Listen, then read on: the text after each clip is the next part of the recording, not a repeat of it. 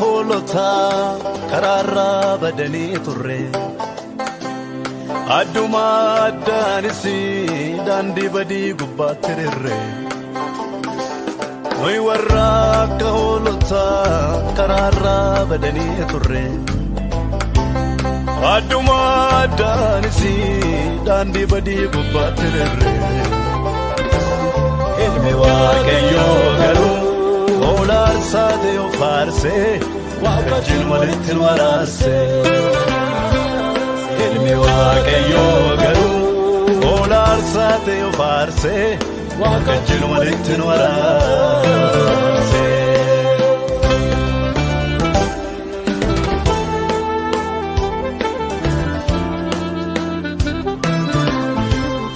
Abrahaam mucaa tokko qabu isa dulluma keessa argate arsaa gochuun manaa bahe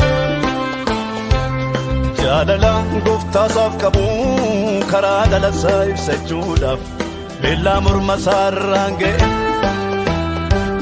sagaleen akka jedhu dhufee billaa mucaa keerraa deebisi hoolaan arsaaf ta'u argameera. Abrahaamis as galagalee dudduuba isaa gaafa miillatu gaafta rangamaatti xaxameera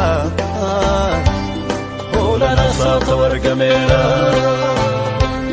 Hinafee qalamuun isaakii argamee hoolaan arsaaf ta'u inni bakka mucaa isaa bu'ee dhiigni isaa faca'ee bakka bu'u anaafis hoolaa kakuu haaraa bakka koo yesuustu naa bu'e. Afeera lammata dhukkoo booda koosa darbe naa du'e.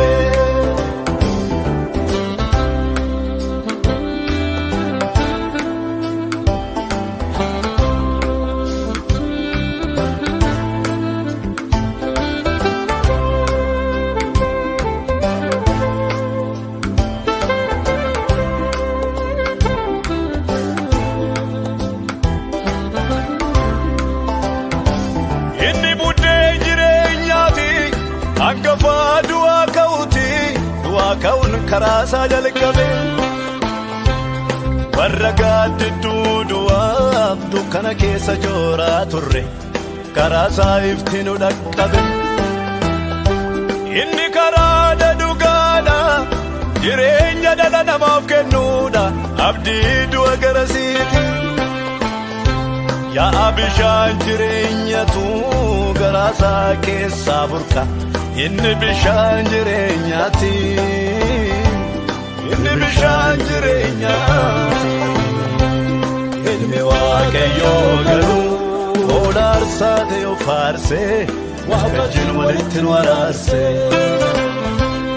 Ilmi waaqayyoo garuu hoolaa arsaa ta'e of aarsee wajjin walitti nu araarse.